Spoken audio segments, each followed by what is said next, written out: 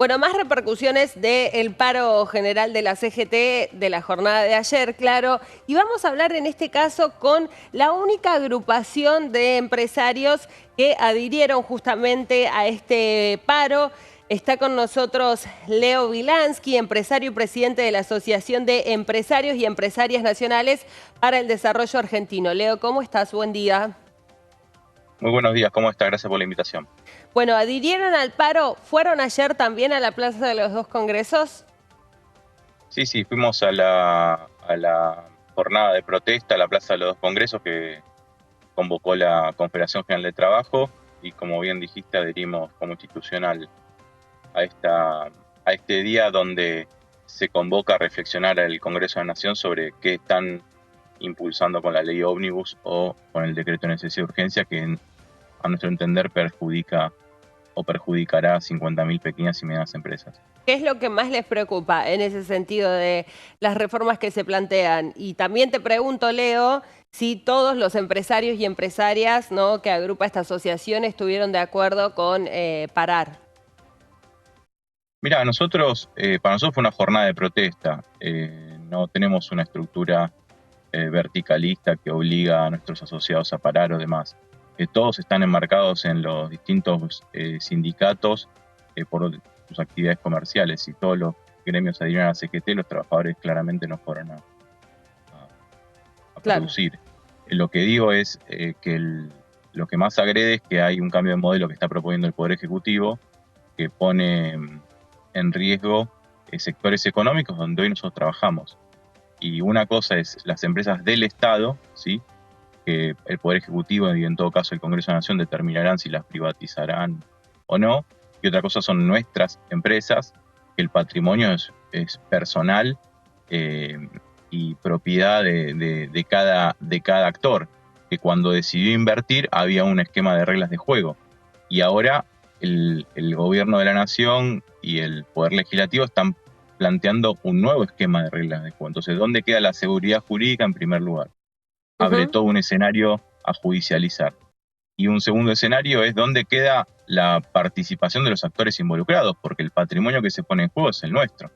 Si vos abrís indiscriminadamente las importaciones, bueno, el sector industrial claramente que produce acá, claramente va a tener que competir con todos los países del mundo, no siendo la Argentina el lugar más competitivo. Entonces, ¿qué hace esa industria? Cierra, pierde el patrimonio. ¿Y quién se lo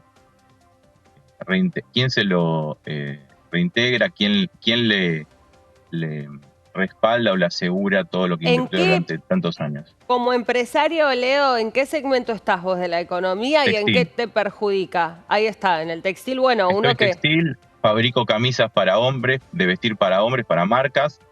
Una camisa hoy sale $5, de alguna manera, para poner un valor. Confeccionarla, y sale $2 traerla totalmente terminada de China. Entonces, ¿qué haces con toda la gente que trabaja para mí y para los distintos confeccionistas? Incluso yo, si no importo, me tengo que dedicar a otra cosa. Entonces, lo que digo es, O sea, el en tu gobierno nacional, caso, perdóname, la liberación de importaciones sería lo que más te perjudique.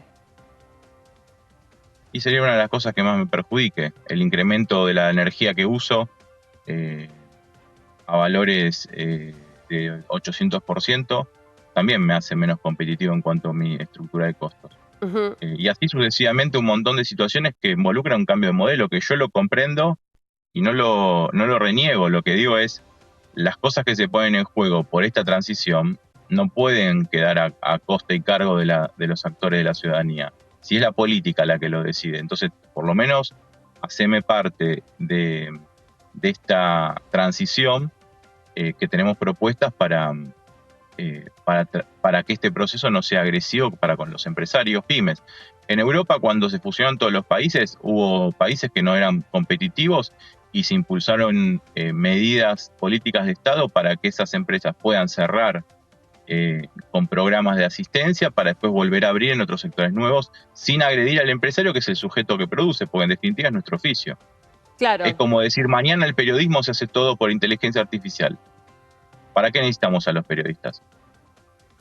Es interesante lo que decías respecto de la competitividad, ¿no? Porque incluso se plantea, por ejemplo, en cuanto a otros sectores, ¿no? El de la energía, también el de la pesca, justamente en este caso con modelos de licitaciones públicas, pero en definitiva con la competencia, ¿no? De quien pueda ofrecer la mejor oferta en ese caso, ¿no? Y poder lograr, bueno, cerrar ese negocio en definitiva.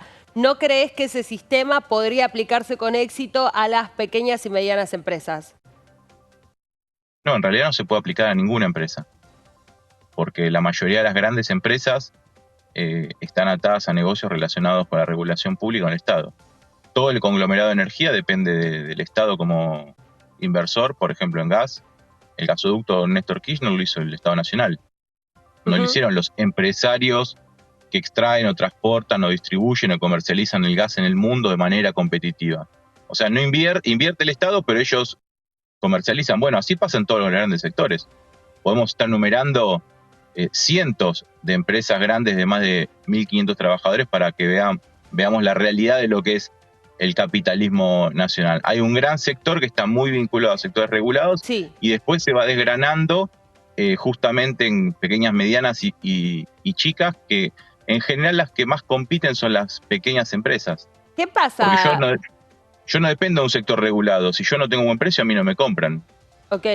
¿Qué pasa, Leo, con la reforma laboral, ¿no? Otro de los temas, incluso en este debate, en el plenario de comisiones, ¿no? Que entre una cosa y otra lleva casi 2 semanas, muchos empresarios pymes fueron a defender ese punto. Era raro porque, por un lado, pedían por favor, ¿no? Que con ciertas medidas no se avance, como por ejemplo esto que vos decías, ¿no? Algunos regímenes diferenciales o también la liberación de las importaciones, pero decían, por favor, es el único momento donde se necesita llevar a cabo una reforma laboral en este sentido, ¿no? Y en este contexto también de reduflación.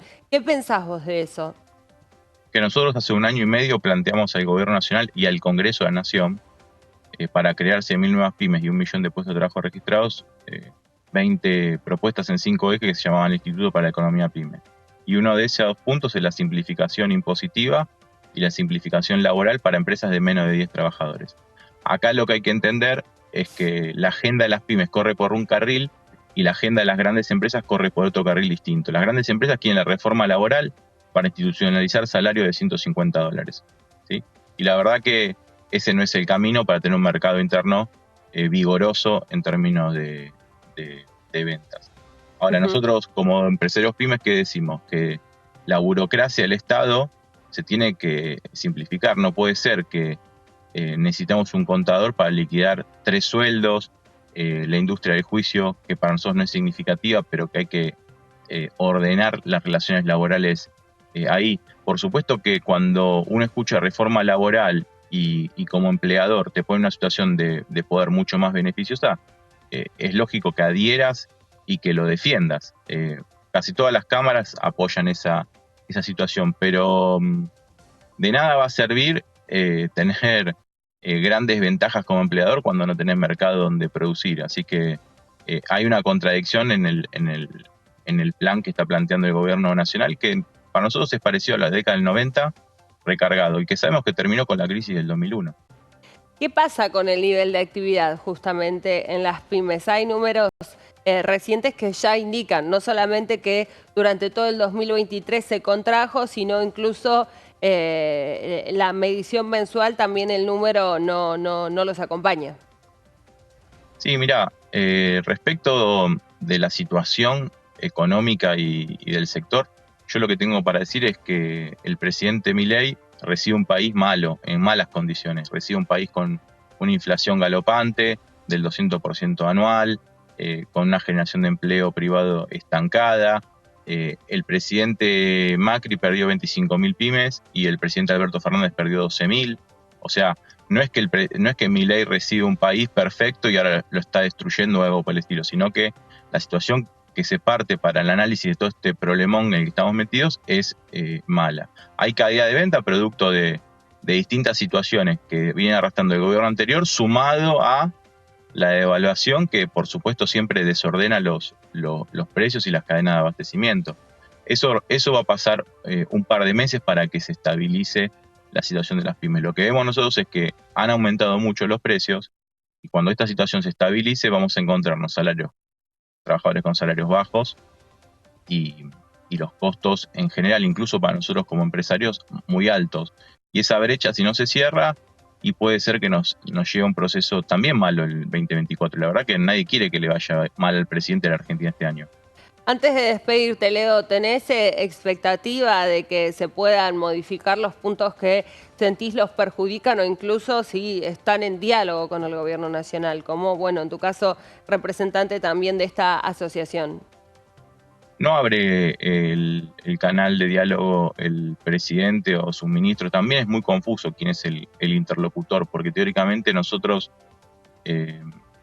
tendríamos que hablar con el área de economía y el ministro no fue ni siquiera al Congreso. Entonces vemos pocas posibilidades de que el gobierno escuche, que me parece que es el primer paso para encontrar consensos, escuchar a los actores que pagamos salarios. Con esto también termino, el 65% de los trabajadores de la Argentina los empleamos nosotros. Entonces, me parece que somos el primer actor con el que tiene que dialogar y con el que tenemos que consensuar cómo vamos a hacer esta transición del cambio de modelo que el presidente propone. Yo no quiero ser presidente, no le quiero imponer un modelo, a mí no me votaron, lo votaron a él, pero como decía antes, el patrimonio en juego que se pone es el nuestro y me parece que lo tenemos que custodiar. Leo, te agradecemos el contacto y que nos hayas traído también desde tu análisis un poco, ¿no? También el contexto para la industria pyme. Gracias. A vos por darle voz a las empresas nacionales pymes. Hasta luego.